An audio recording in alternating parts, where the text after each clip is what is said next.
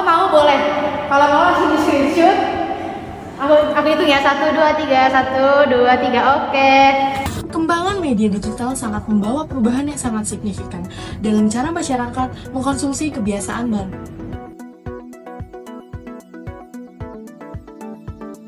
Salah satu fenomena yang mencerminkan perubahan ini adalah praktik live shopping thrifting di platform TikTok. Fenomena ini menciptakan ruang pertemuan antara narasi dan keberlanjutan dengan dorongan konsumerisme impulsif. Zong 2022 menyebutkan bahwa kekayaan media ditentukan oleh umpan balik cepat dan isyarat visual. Dan dia ujungnya karet. Dia ujungnya karet, bisa dilonggarin juga. Nih, kalau kakak mau aku jual dia ke 40.000. Karena ini bagus banget bahannya, suka guys. Transparansi ini meminimalisir ketidakpastian atau uncertainty yang biasanya melekat pada pembelian barang bekas di media sosial. Melalui media yang kaya, ambiguitas hilang dan rasa percaya pun tumbuh. Mengacu pada teori uses and gratifications, audiens adalah pengguna aktif. Mereka mencari kepuasan afektif dan sosial, bukan sekedar fungsional. Jadi mikir, apa aku jual barang bekas aja ya, pre-love gitu. Mas saya Laudia Melen Oktaviani, usia saat ini itu 19 tahun, jadi tahun depan itu 20 tahun. Sejak kapan sih kakak mulai jualan barang-barang thrift atau pre-love? Awalnya itu aku jualannya pre-love. Pre-love itu aku mulai pas SMA kelas 10. Oke, jadi menurut kakak live streaming itu membantu mengurangi keraguan pembeli terhadap kondisi barang bekas ya? Iya. Itu membantu banget nggak sih kak? Nah menurut kakak nih, thrifting lewat live TikTok itu bertahan atau malah justru berubah lagi dengan adanya teknologi untuk kedepannya? Jujur, sepenglihatan aku juga yang lagi terjadi saat ini tuh Menku ya, yang larangan thrifting itu karena ilegal. Mungkin menurut aku kayak masih bisa deh, tapi bukan thrifting, mungkin pre-love, barang-barang bekas pribadi gitu. Jadi bukan yang import dari luar gitu loh. Apalagi sekarang kan dipermudah ya, ada e-commerce Shopee, TikTok Shop gitu. Jadi kita live di TikTok sekalian nyantumin keranjang di TikTok Shop gitu. Kelebihan dan kekurangan kakak kalau live di TikTok tuh gimana sih? Kelebihannya itu ya kayak tadi ya, bisa ngejangkau pasar secara lebih luas, bisa sampai manapun itu dari ujung pulau Indonesia gitu kan, yang penting masih Indonesia.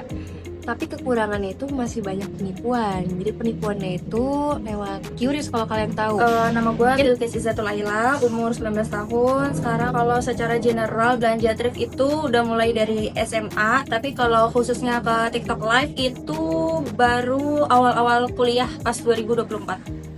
Yang biasa dibeli tuh paling baju sih, baju atasan ataupun bawahan, kayak baju, celana gitu. Yang bikin tertarik lebih milih live itu karena yang pertama bisa interaksi sama penjualnya, jadi bisa langsung tanya-tanya antara tentang size-nya ataupun apakah ada defect dari barangnya. Dan aku sendiri lebih suka thrifting live karena barangnya itu jarang yang orang-orang lain punya juga gitu. Yang bikin aku yakin buat beli barang lewat live itu karena bisa langsung interaksi sama penjualnya. Jadi kalau misalnya kita cuma scroll di marketplace aja itu kan kayak kurang jelas menurut aku, karena kalau misalnya di live itu kita bisa langsung nanya dan bisa langsung dijawab juga, dan juga ada visualnya ditunjukin kalau misalnya barangnya ada defect ataupun kayak size-nya juga gitu. Kenalin, nama gue Rai, umur gue 22 tahun, gue kerja di bidang retail.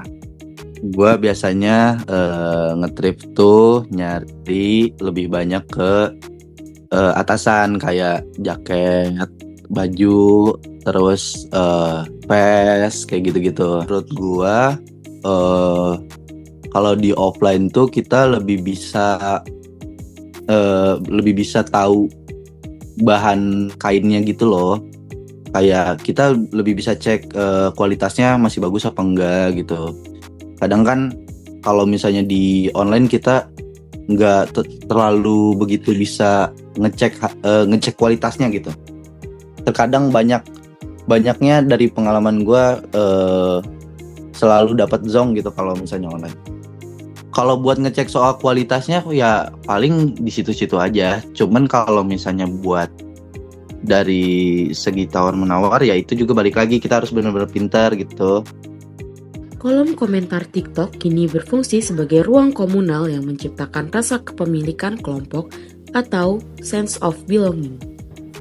Melalui media yang kaya, ambiguitas hilang dan rasa percaya pun tumbuh. Terdapat ketegangan antara upaya pemerintah melindungi industri tekstil lokal dengan algoritma TikTok yang terus mengeksploitasi minat thrifting. Komunikasi media baru telah mengubah barang limbah menjadi komoditas bernilai tinggi. Mari kita bersikap lebih kritis terhadap dampak etis dari konsumsi yang dimediasi oleh kecepatan interaksi digital ini. Sampai jumpa.